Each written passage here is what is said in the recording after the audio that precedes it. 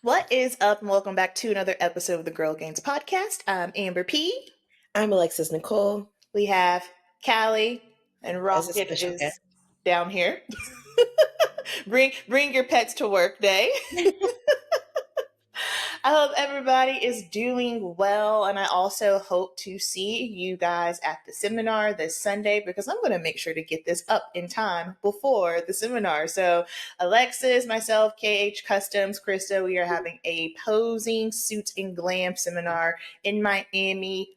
Sunday, I keep wanting to say Saturday, Sunday, March 16th. Come hang out with us. We have a few spots left. It's going to be a good time. Don't worry about being lean. Don't worry about if you've never posed before. Come, bring your heels. If you don't have heels, that's okay. But it'll be a great time for you to network and learn some things.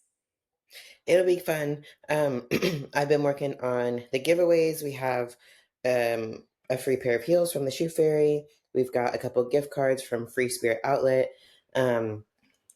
We have Glam.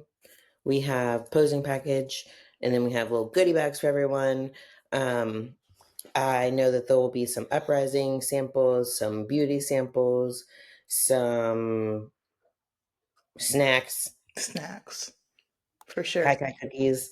So it'll be a fun time. We're gonna pose. We're gonna make sure you have a plan for hair and makeup. Amber's gonna cut my hair and show you what we are and are not doing. And I'm getting a haircut. It'll be cool too because you'll be able to see like what to tell your stylist and what you need to do because they're not going to know, but if you just say, hey, do it like this, they'll be able to do it. Q&A, fitting for suits for the season. So all the things. It'll be fun. So much fun. So for today, we are going to go back in time. So first of all, Alexis and I have had this podcast since I want to say August 2021, which is nuts because at the time of us recording it, it is March 12th, 2025. So a lot has changed. A lot. A lot's changed. Since then. Yeah. We've moved states since then. Gone to the Arnold, to the Olympia a couple times. You know, just things have happened. Callie joined the chat. Yes, Callie joined the chat. So we're going to start going back, looking at some of the most popular episodes because we do have new listeners. And then, like, the point of this podcast is just because Alexis and I, when we started out, there wasn't nearly as many resources as there are now. So we just want to help you guys out as much as possible. So we're going to do an updated version of our first ever episode, the prep before the prep. A lot of people, because I was a lot of people when I first started, when I decided, okay, I want to compete, I thought that you just started immediately right there, hit the ground running. As soon as you make the decision, I'm X weeks out from competition and go. And that's not the case when you're brand new because you really need to take time and adapt to the lifestyle. Yes. So, if you are a client of mine or you've emailed me to chat about it, you know that I start my girls out very differently than how I started myself out. Because we learn through the process and we find what's a better setup than not. So from my experience, my personal, I started coaching in like January, started prep in February, got on stage in July. Yeah, July that year. So it was great, but I was miserable my entire prep because I did not ever live a bodybuilding lifestyle and then went from 0 to 100 very quickly. In the long run, I fell in love with it and I still enjoy doing it, but it was definitely a rougher road at the beginning. And it lengthened the amount of time that it took me to like build the physique that I should have had on stage. And kind of lengthened my timeline a little bit. Now, if you work with me, you know that, and you've listened to the podcast, you know, I say you need to have a building season first because you always have less muscle than you think. Always, always, always. That's a very black and white of bodybuilding. You don't have as much as you think. I promise. If you're a brand new person, please build some muscle because you don't have what you think you do. And just because you have more muscle than the general population, it does not mean that you have enough. I think that's the tricky part because you might be the most muscular person at your gym or just walking around day to day life. But then when you get around pros, you're like, Yeah, and oh, that was me. I'm like, I always had visible abs. I had more muscular lower body, to the point where like it was too muscular for bikini. So I was like, oh, I have enough muscle. And then no, I didn't. I didn't get lean enough for my first show. And even with that, you could tell that I still needed to grow. So there's definitely levels to this, and there's always going to be a learning curve. So even if you do as much as possible to set yourself up for the best case scenario, there's still going to be variables through the process where like you look back and you're like, oh, I could have done this differently, and then you implement it your next prep or your next off season or the next stage of your bodybuilding journey, and that is bodybuilding. yeah, You're never going 100%. to get it all perfect, and there's always going to be room for improvement, and that's the area that you have to learn to love, because there's also a portion of this that comes with the territory. And I think during calls with clients, I've also talked to some girls out of competing or out of competing anytime soon when I say there's a dysmorphia with it, not only like body dysmorphia, but also like um, success dysmorphia. Like Mm, you don't like you can set a goal of XYZ and reach it, and the immediate way that your brain's going to respond in this sport is how can I be better? yep. So it kind of is like you didn't even process the fact that you did. Yes, there's room to improve, but you still accomplished this goal that you set out to do. You reached it. You might have gone above and beyond what you thought you could do. And if you can't separate the two and take the time to appreciate the work that you've done while also working towards a new goal, you will burn yourself out, or you'll kind of create this distaste for the sport. And then that turns into the girls that we aren't a fan of that are like, I competed for 4 years and bodybuilding ruined my life. Ruined And my then 6 months life. later, you're like, I love bodybuilding again. Don't get on the seesaw. No. Do not get on that roller coaster. Take the time. Yeah, you essentially ruined your life because you probably didn't, and then you didn't ruin your life, but you just didn't do things the appropriate way, you know? For me, I that was one thing my coach, my first coach, was really good about. Like she did set me up. Like she told me, she's like, no, no, no. It's like you're not getting on stage right now. I started like a building phase in March of 2019, and then I didn't start prepping until July to get on stage in October. And I'm glad that she put me through that because I feel like this. How you do one thing is how you do everything, right? So for me, it's like when I first started competing, I'm 30. So I'm already structured, already organized, already have a career, have my own business. And so with those things already that I have, it definitely made it easy for me. Like it didn't take me any time to kind of jump in and get going, right? And I'm sure you guys have noticed that both Alexis and I are a little bit type A. Like we're gonna plan.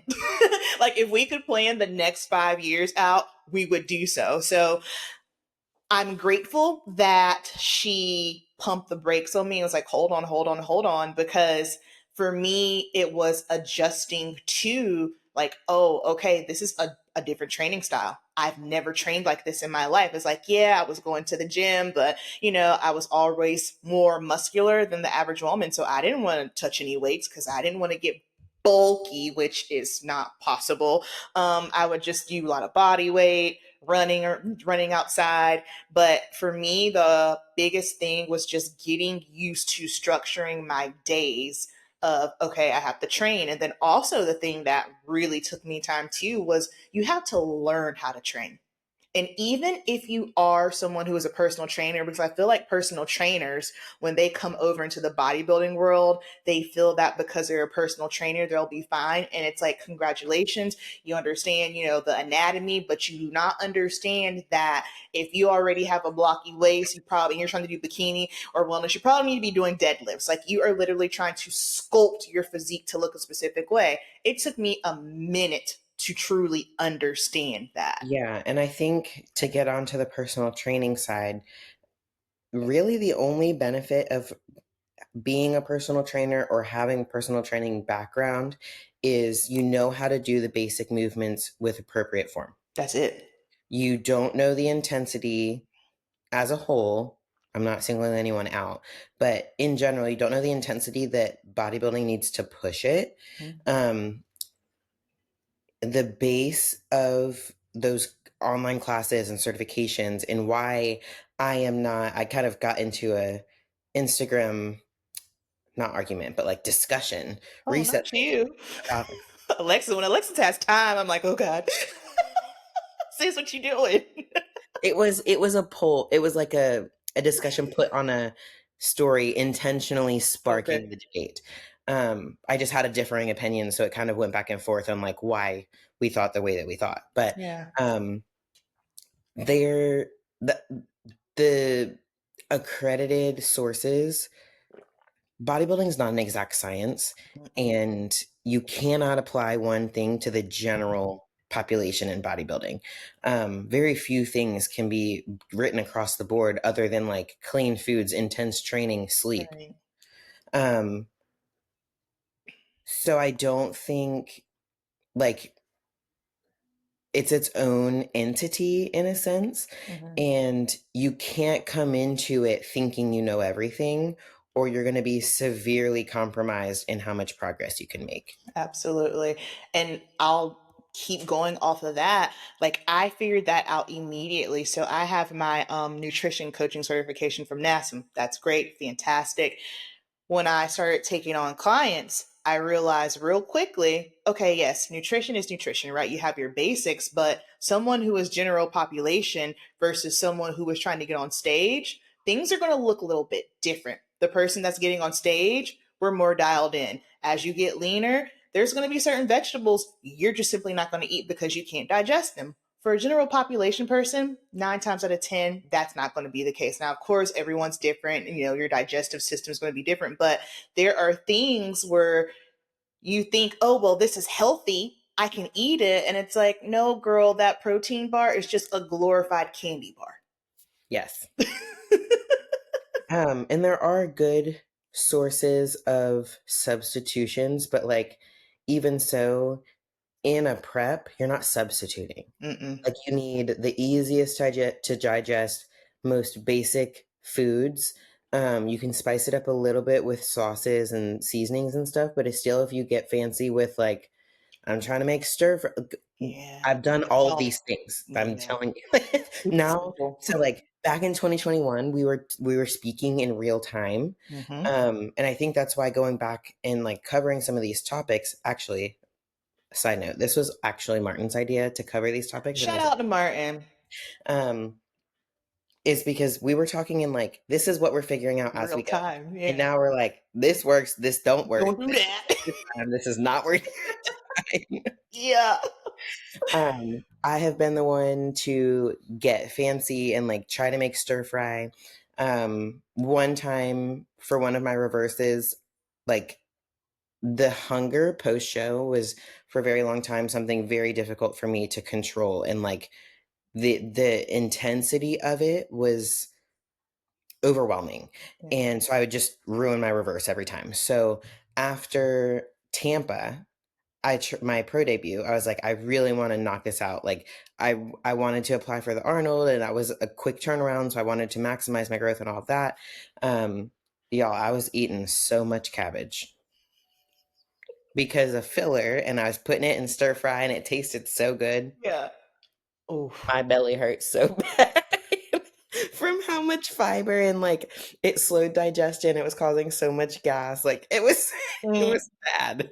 I have not eaten any cabbage since end of August 2022 Yeah. because of that situation.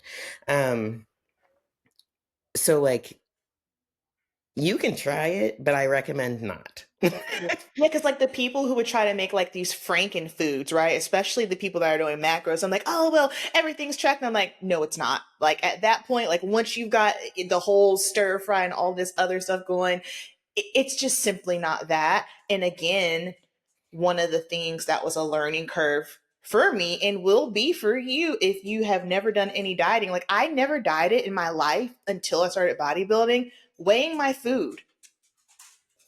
Oh my Mm. goodness, that was such a learning curve. I can't tell you how many screw ups I had with not weighing my food appropriately. I there's a couple things that I weighed way incorrectly and I don't remember. Um well, one of them was protein powder. So like my programs, a couple of the feedbacks that I've gotten from clients is like, this is so thorough and detailed. But it's because there were questions that I didn't ask because part of me, I think, was afraid because everyone around me was bodybuilding. And some of you guys, this is you. Like you have a lot of friends that are in it and you're thinking about or getting into it now. And for me, I knew that all of my people around me knew the answers, but that made me not want to ask them. Like Yeah. I felt like I should already know it. So I just didn't ask. So like 25 grams of protein powder. 105? My coach meant 25 grams of protein from protein powder. Oh, So like glory. I was literally weighing 25 grams of protein powder, which was like Alexis. 15 grams of protein. Like it wasn't correct. And That's then when like I went dust. for multiple meals, because I was like trying to figure out how I could make it Yeah. work during night shift and all of that. And it was a learning curve. And finally, I mean, I did it for a long time until we were on a bodybuilding trip. And you guys know that we used to all stay in the same Airbnbs. And Nelson saw me weighing it one time and was like, "What are you doing? Like, that's not enough protein." And I was like, "What do you mean?" Just like stuff like that. And then same thing when I switched to Boss, all of his weights are raw weights. Mm-hmm. So when I saw 50 grams of rice in a meal, I was like, I was just not gonna eat the rice. Like that's silly.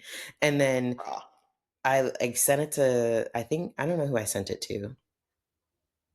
Maybe Kenley. And I was like, this is stupid. And he was like, okay, well, 50 grams of cooked rice is not 37 grams of carbs. So it's probably raw. And I was like, oh, yeah, that makes sense. Got it. Yeah. Yes. Yes.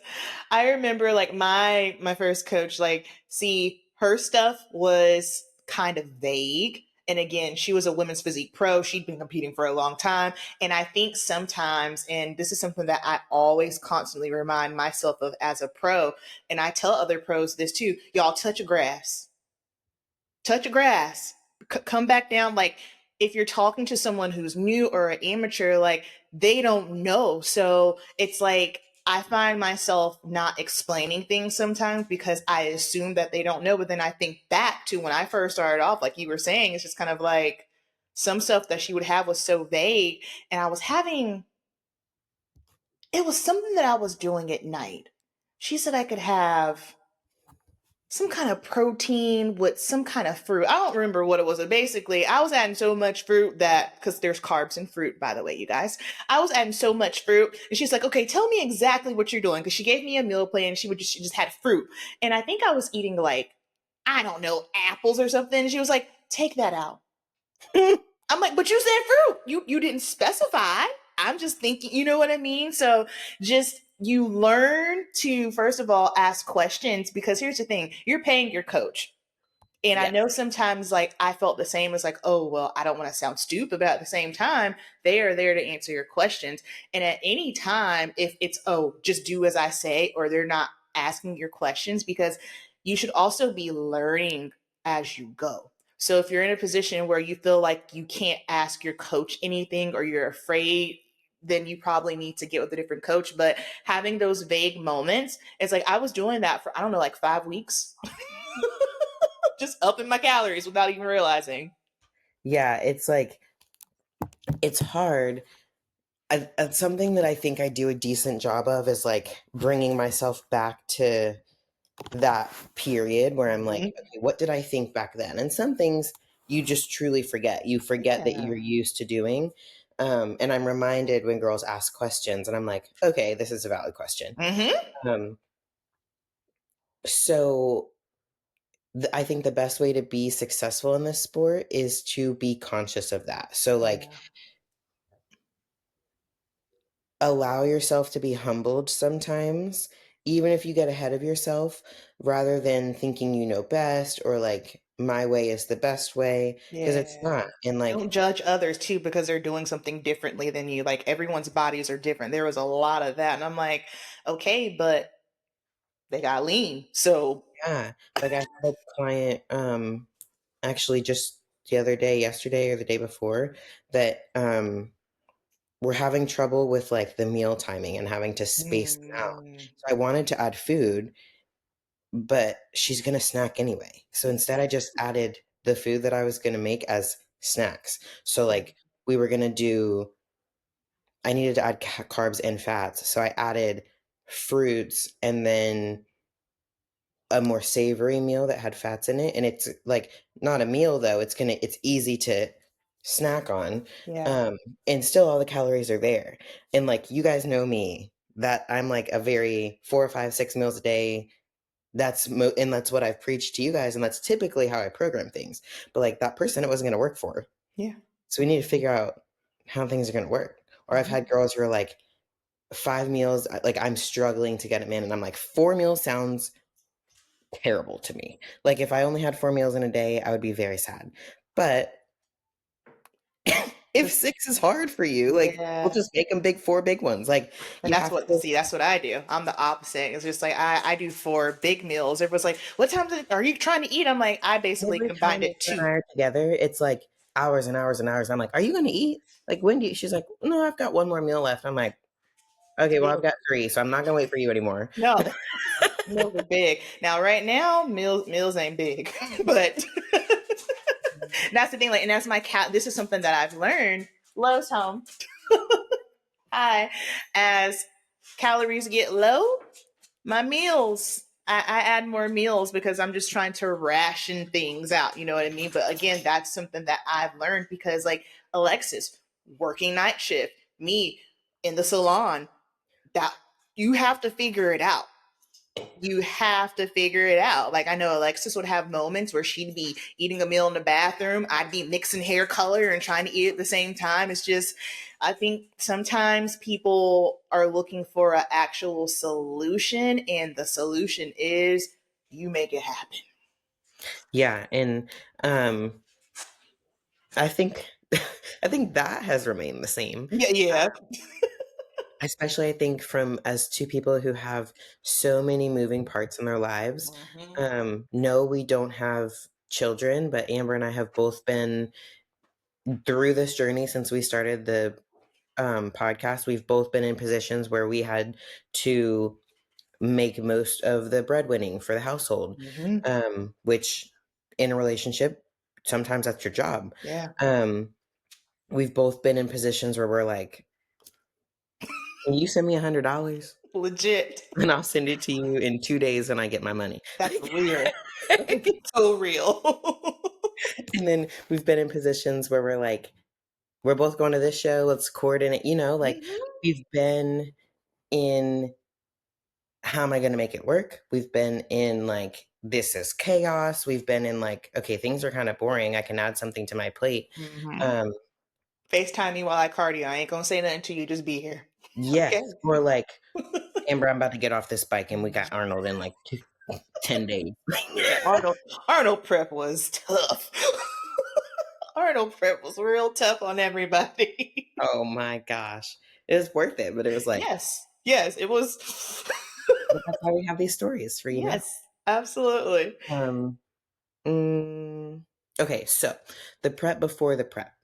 I think the biggest thing that's probably changed for both of us is a lot during that episode. We talked about like making sure that you're cleaning up your diet and making sure that you are crossing your T's and dotting your I's.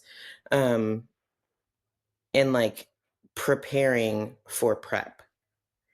And I think the deeper that you get into it, if your trajectory is going up, like your success is like consistently progressing, you are also finding that there's less cleanup. Yeah. Listen, that is such a big deal. So I'm one of those people that's on the opposite end of the spectrum. And some people are probably going to think, oh, you're so lucky. I'm not lucky. Once I'm lean, it takes forever to get body fat on. It just does. And that's just what my body, it wants to stay there. And so for me, aftermath, like I don't struggle so much post show. Last year, yeah, like my life was terrible. So things just got out of hand due to stress, whatever the case may be. But I can say that when you keep things on track, it's going to make your prep way easier when you start off. Now, here's the thing, that's not to condemn anybody because we've all made mistakes. We've all been there.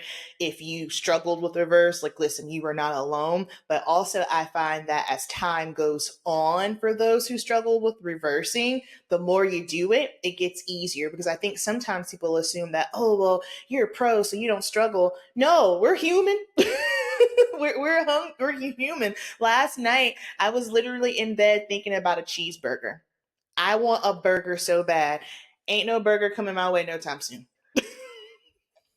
But you just learn to manage it, you know what I mean? So keeping things in order as best as you can is going to set you up because the thing is, if you have to backtrack and do a lot of damage control, now you're cutting into your growth. You know what I mean? Because you don't want to be in this perpetual, okay, cut, then put on. Like, you don't want to go back and forth like that because you're throwing things off and you can't grow appropriately. Yeah. So I think the prep before the prep at this point is more mental and like getting our ducks in a row schedule wise and stuff. Yeah. So like from a friend standpoint, what I've noticed with Amber is she's way better about planning her schedule as far as shows and like as for Amber P Beauty as far as like shows that she's working and all of that, not Never. trying to fit competitors in on days that she's competing also. Yeah, That was never again. Never again. I from the get-go was like that's a bad idea. Never. Also, again, it's one of those things where like you don't know what you don't know. And that's the tough part, like when you first start off, because here's the thing, we can tell you all the things all day long, but you will never understand it until you go through it. So you have head knowledge, you know what to expect, right? But things that I learned, yeah, I'm not doing no one's show glam when I have to compete. That's absolutely insane. What, like, stupid. Yeah. Stupid. I'm sure some of you are going to learn post show. I probably shouldn't have had eight slices of pizza. That was not why. You know what I mean? Some of Yeah. this stuff you just gotta. And I'm the opposite. Like you guys know that I have like always liked to clear my entire peak week and give my like try to lessen what's on my plate as much as possible and I still recommend doing that. Mhm. Um I don't recommend working Sunday, Monday, Tuesday night, getting off Wednesday Don't do and it. then trying to go to show weekend. That's a bad idea.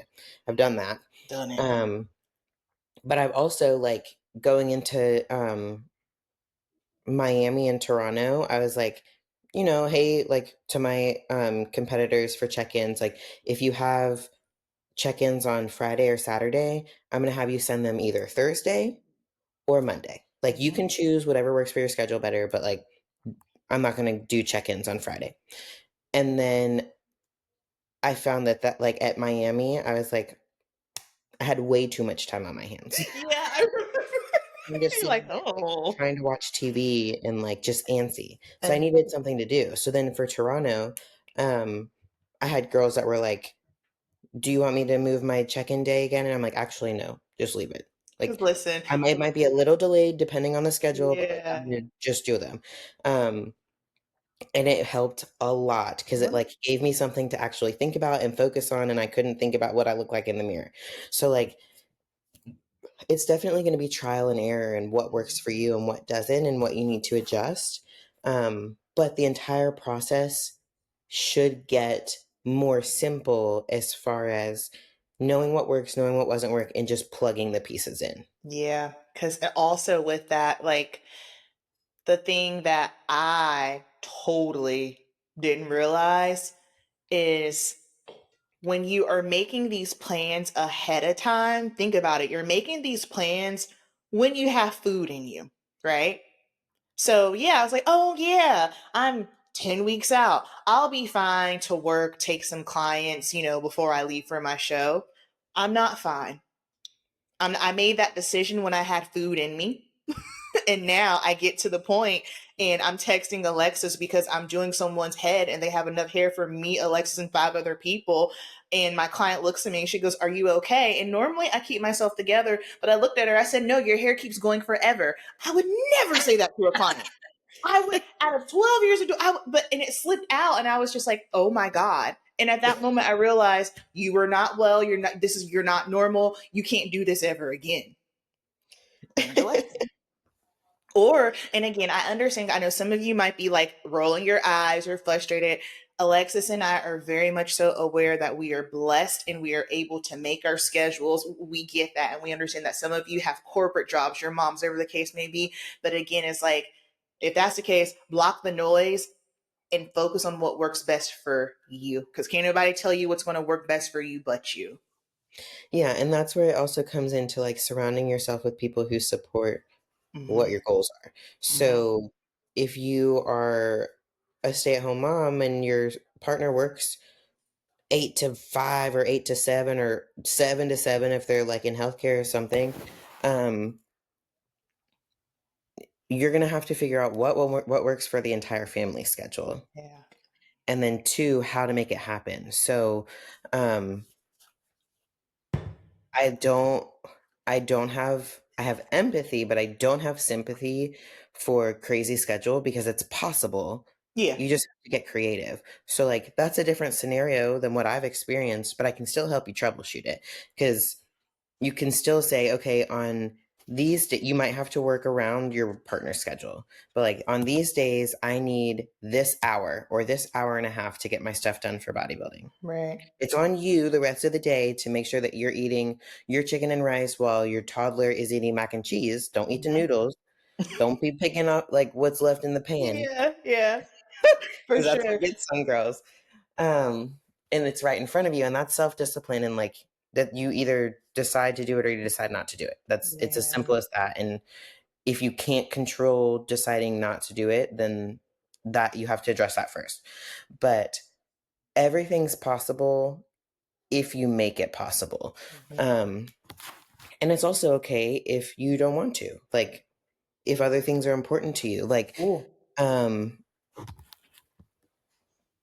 just because everyone around you does something doesn't mean that you have to. And that's a whole nother podcast episode. But Yeah. like figure it out, I guess, Yeah. is like what it boils down to. For sure. I mean, and that's something that, again, you don't know what you don't know. I know for me at the beginning, I didn't realize how much space bodybuilding was going to take up into my life. And so especially when you're married and you have a whole husband and you go from being one way and flipping to another, that is daunting. And when I look back at it, it's just kind of like I did not give Low enough grace. It's like we just expect them to, oh yeah, come on, but we're just so like we have zeal and we're excited, but also you have to understand that your environment is everything. If your environment is not set up appropriately, you are going to have a rough time prepping. Can it be done? Yes. Will it be your best physique? I don't know. But from my own personal experiences, make sure you have your environment set up so that way you can thrive because it's going to be very difficult. Yes. So I guess that's another area that you would like prepare. Mm-hmm. Um if you're Tell your significant other, like, hey, this is what I want to do. Are you on board? I'm going to be in the gym a lot. I'm probably going to be cranky. I'm not going to have a sex drive at some point. Like, I'm not cheating on you, but just know, 'cause, like, these are things you have to say, especially when you are married. Like, listen, it can get dicey. yeah, and like if you're listening to this episode, we've got a bajillion episodes prior. Mm-hmm. Um, educate yourself, um, kind of get an idea of what to expect, and like it's not completely predictable. No. But you can have a general idea, or you can ask your coach, hey, I'm just trying to make sure that everything is in a good place before we start this prep. What exactly do you think my prep will look like? Mm-hmm. And they should at least have a general idea for you. Like, I'm hoping not to get your cardio too high, but I would at least plan for up to 45 minutes a day Mm-hmm. on top of your training. So like as far as time allotment and stuff like that, and like um what kind of foods you'll be eating so that you can financially prepare for that, and Yeah. like all of that stuff. Do they eventually cut you to just white fish? Because depending on what white fish you get, it's expensive. Yeah. Just things like that. And for some of us that sounds minute, but for those of us who have like crunched pennies to make bodybuilding work, we, we get it, y'all. Listen, if don't nobody else get it, we get it. And obviously we're already here. Like the finances of it. I don't even know what the price for an NPC card is anymore. I know it's gone up, but it bodybuilding isn't the most expensive hobby in the world. My goodness. So you're gonna have your NPC card, then you have to register for your show, and then like how many are you crossing over? It yeah, and like see, I'm real funny like with doing crossovers because yes, I want you to get your stage time, but also at the same time, it's just kind of like I think two is enough. Like if you're doing, like novice and open or true novice and open, like I think once you're doing more than two at that point, it's like, okay, like this is getting to be a lot because they're not going to allow you to keep doing your routine over and over and over once they've seen you once. You know what I mean? That's just how, Yeah. I mean, I know the shows in Carolinas, that's how they do it, but you have to consider that. And then you need a posing coach. If your coach doesn't do it, you need heels, you need a posing suit, you need a competition suit. KH Customs, that's the best. That's what you need. Glam, all the things, like it adds up so quickly. Are you going to drive? Are you going to get a rental car? You need gas for that. Are you doing a hotel? Are you doing an Airbnb? Your food when you get there, your tan, the list goes on. It's That expensive. reminds me, I need to book our car for this weekend. Oh, okay. I got an email that Avis is having a sale, so that's nice. Oh, Um, perfect. but yeah, like all of it adds up, and that's what you need to be planning for. But y'all, if you are a year deep into this or a couple years, you should kind of be at the point where Hmm. small variables are changing from season to season as far as Yeah. like prep to off season. Um, if you are the person, and turn your listening ears on, if you are finding yourself falling off the wagon Mhm. every year, Yeah. you need to pause and figure out why that is happening Hmm. and address the underlying issue. It is not normal for that to happen every year. Um, it's very unhealthy for that to happen every year, and it's not going to lead you to the best success. And typically ends up bleeding into other areas of your life and causing negativity in those areas too. Hmm. So figure it out. You have Yeah. no business prepping if that is you. Yeah, and I mean, a lot of it too, keep your listening ears on. Y'all gotta start being real with yourself. It's so easy to get hype. And again, what Alexis was saying, looking at what others are doing on Instagram. And like, you have to ask yourself, are you prepping for likes or are you prepping because you genuinely love the sport? I think sometimes people utilize bodybuilding to kind of maybe not deal with certain things in their life. I'm guilty of it. I've done it. I've done it before. My pro card prep, I, I was prepping through my marriage falling apart. Like I have been very honest about that. And I honestly feel that's why the aftermath after everything, that's probably why I crashed because I didn't process things, you know what I mean? And sometimes I think people like the idea of something, like, oh, that sounds like fun. But at the same time, they're not honest with themselves and won't say, hey, I can't stay on plan. Yeah, That's a and problem. I mean, frankly, that's when you're doing it for clout. Mm-hmm. Um, you can love the sport to an extent and still have issues. Everyone has trouble. No Yes. one's perfect. But if you are in a constant cycle of extreme off the wagon, got to get back Yeah. on it for a couple of months, extreme off the wagon, Yeah. you don't love bodybuilding. No. And something that I have learned, and I think I just kind of had this aha moment probably before I went to the Arnold. I don't think I've ever had a prep where life didn't happen. Something's going to happen. And this prep has taught me keep going, because if you're waiting for the perfect moment to prep, that does not exist. However, if there are big things going on in your life, then yes, you use your discretion. But for me, what I was going through, just like a lot of mental things, X, Y, and Z, I was like, no, girl, pull yourself together. But again, if it's a situation where you find yourself like falling off the wagon, like doing this whole yo yo dieting thing is not good for you. No. Callie. What? Yeah? She's like, I don't yo yo diet. She's like, I eat snacks. Are you taking a nap? Yeah. She's like, why am I on the TV, Mom? Yeah. So we covered some training, nutrition, finances, coach. Yeah, I can't think of anything else. I don't think so. Yeah. And then like Alexis said, like as you go on, you will start to see just like as things change. Like I think that was the hardest thing for me, understanding that I don't have the same physique that I used to have, because the goal is to grow, develop your body, put muscle on. And you'll see as time goes on, things will change. You won't need to pose the way you used to pose. You won't need to train the way you should train. But that just, as time goes on, you'll see that. So that's all I got. Bikini girlies, I have a beginner's bikini guide. So if you're like a new athlete and you want to know like everything, you want to see it, read it, that's there. That'll be very helpful.